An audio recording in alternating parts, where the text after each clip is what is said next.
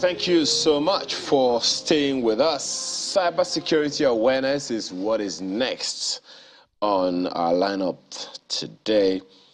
As of June this year, statistics show that there were 2.4 million total cases, including victims of fraud, identity theft, and other reports. The first quarter of 2022 recorded about 1.237 million reports, followed by 1.132 million in the second quarter. Is that to say that the thing has started coming down? Don't answer the question. Small. So, identity theft was the most reported issue in 2021. What does that all come to? Please welcome with us this morning Apumere Igboah, who is chairman of the Chief Information Security Officer Committee of Nigeria, CISO, or is it KISO? No, CISO. CISO. All right. Thanks for joining us. It's a pleasure. Good morning. It's a whole lot of things, right? But speak to that introduction that we had before we go into the other issues. The stats? Yeah. Should we be scared? Identity theft was 25% of all the reports received. Okay, so first of all, what is identity theft? So exactly. That's what I was going to get to. All right, thank you. So identity theft, basically, it's just a technique in which an individual's identity is being taken over maliciously.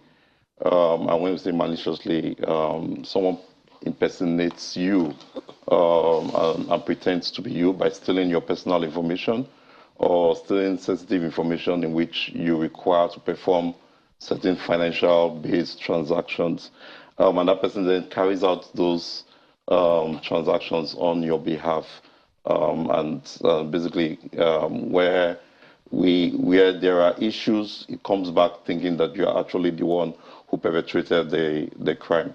So it's somebody trying to pretend to be you in a digital way. Let me put it that way. So if someone, for instance, on any of these social media platforms uses your picture and uses a wrong name, that is identity theft or what? No, so basically what happens is the person takes your own name, takes your own picture, pretends to be you, and starts communicating with some of the people that you are close to, friends or folks, and try to get, it's actually for financial gains most of the time. Pretending to be you. Pretending to be you, yeah.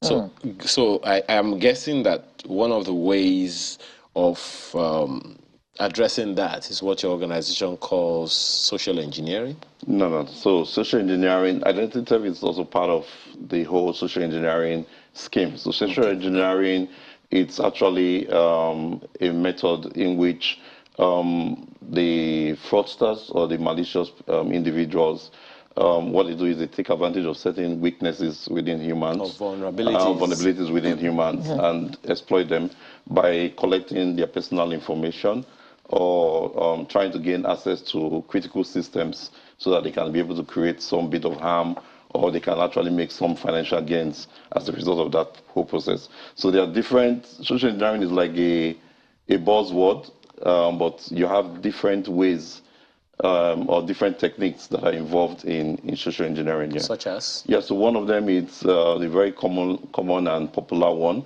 It's called phishing. So phishing, it's not F-I-S-A. No. Okay. So phishing is spelled as P-H-I-S-H-I-N-G. Okay. Yeah. Yes, I mean for the Niger Delta person, it's different. It's different. Please, that's where I'm from. So I thought it was F-I. No. With my book. All right. So what phishing really does, it uses a very common way in which we communicate, which is emails. So what they do is they will send very well-crafted emails and try to make the information look like it's genuine and legitimate. And basically what they're trying to do is force you to respond with certain types of critical information that they can use to actually perpetrate cyber crimes. Another way is they also send links, and they ask you to click on links. Now that when you click on those links, a link takes you to a website where you can then they now try to harvest information from you. Yeah. So these are different forms. You also have other forms which we call smishing. So smishing is is spelled as smishing, and smishing is actually the text form. Okay. So they send SMS messages to you. Some of the most recent ones we see is on the COVID relief. They'll tell you you've won some COVID relief funds. Or now, call this campaign number. season. Yes, exactly. We will pay you 89,000 Exactly, if you something like that. Then they promise give you to vote for. Yeah, so they put a contact number and ask you to reach out to that contact number. So when you call, then they have that opportunity to interact with you and then take the scheme for What's that. the one? I will go to the next one. What's that one? What do you call the one that where they hack your WhatsApp? Oh, okay. So, so we call that angler fishing. Oh dear God. You are angling and you're fishing. So angler is And both of them mean fishing. Yeah, they're both fishing. So angler fishing is actually ANGLER. Yes. Yeah. So and basically what they do is they create fake social media pages and ask you to interact with them. By interacting with them, they get information in which they can then go and take over your own social media handle and then start to engage your And then there is vision. content. Yeah. Then vision. Vision is the voice part of it. When they actually call When you. they call you, they pretend to be calling from some customer care yes. center and all that. I stuff, got yeah. one from a bank. From my bank. Right yesterday. Oh really? Oh yes. Are you the one trying to withdraw money from? You have your ATM card with you, and the person's voice was so suspicious. Oh.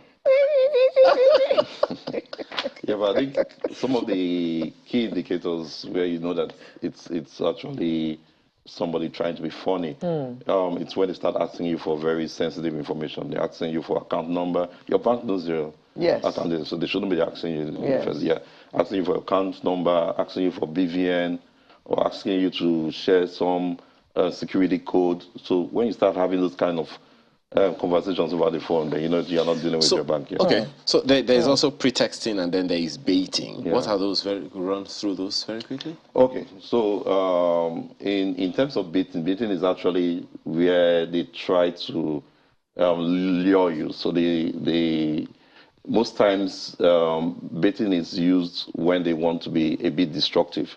So we have where they try to run some malicious application or code on your system. So what they will do is try to entice you to go and click on a download an infected document or run some application installation on your system. So they try to create those kind of techniques to lure you in there. So pretexting is when the person tries to gain your trust over time before he goes into the right action of the before he hits you. So he would either try to pretend that he knows one of your uncle and actually calls your uncle's name so that he tries to be as legitimate and win your trust as much as possible. Or the famous prince from Nigeria. Yeah. Now, you also have on the. I'm hoping, because we really don't have so much time, but No, I'd we love don't. for us to cover. We've spoken quite copiously about identity theft, and I think we'll be done with that already. But if you can go to these stolen devices, the question around stolen devices, what happens when a phone, let me not say your phone, when a phone or a device is stolen? Now, in this day and age where, the federal government, the CBN, everyone is talking about going digital, your limits on cash withdrawal and all, it means that you do a lot more digitally now on your phone, on your tablets, on your laptops and things like that. Yeah. So what happens if there is some vulnerability in terms of you losing your phone or device or all of that. Okay. It So seems like what you should you literally, you literally lost your bank. That's what it sounds like, right? Yeah. Okay, so all right, so I'll run through the basic things that should be done. And really today, because we've moved, the shift is to digital. What that means is that you now have your bank accounts easily on your mobile device, and you're Yes. moving around And with your them. passwords And your all. password there. So was not advisable to store your passwords. So, but what it means is you have your bank sitting in your hands, in your palms. So what we advise is, because when your phones are missing, what they are really interested in, it's access to the SIM, because the SIM, it's your identity to your bank account. So what we advise the public and our customers is basically go a step further, put a lock on your SIM. So like I'm not worried if my phone gets stolen tomorrow, because one, there's a lock on my SIM. So if you try to get access my SIM, you to ask for some passcode, and then you can gain access to my accounts. Quickly, Yeah. how does the viewer watching you now put a lock on their SIM now? Okay, so basically, what do you do for it differs, but basically, it's you go to the settings of your phone. You either go under privacy or under security. You'll be asked to activate your SIM locks in one of those options. Yeah. I advise that you do that right away. For those of you who don't know about that one, so they go to the any device, Yeah, Android, yeah, iOS, Privacy and Linux, security. whatever. Yeah. So go under privacy or security, whichever yeah. one it is, Yeah. and then You would see activate SIM. You either see Activate passwords or SIM. passcode or activate SIM lock. activate SIM lock. Yeah. So if you have only one number, do it now. In the interest of peace and stability. I can't shout. So you were saying something. Go ahead. So that's one step, right? Yeah, that's one step. The other step is where we advise customers to have what we call multi-factor authentication. Now, multi-factor authentication, it's like Not just two-way. yeah, it's a second level authentication to your accounts. So other than your default username and password, you go a step further. You're asked to introduce another security code or phrase, just to make sure that before you can then gain access to your accounts. We've seen that with username and passwords, because of the phishing techniques, it's easy to actually lure, most times, uneducated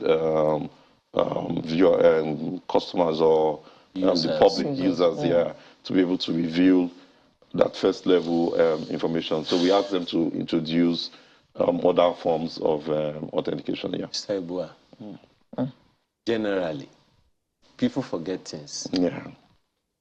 One of the first things that people forget easily is the password. I agree. So, help us. What do we do? Yeah. Donors, of course, we know that for those who are aware, if you are using any of these websites, or of course, naturally, you have an email account on your phone, it stores your passwords and all of those things, so that in case you forget, I think those ones actually even encourage you to forget. So, what do you do? Okay, so I think the feedback there is, in storing passwords, we don't encourage users to store passwords.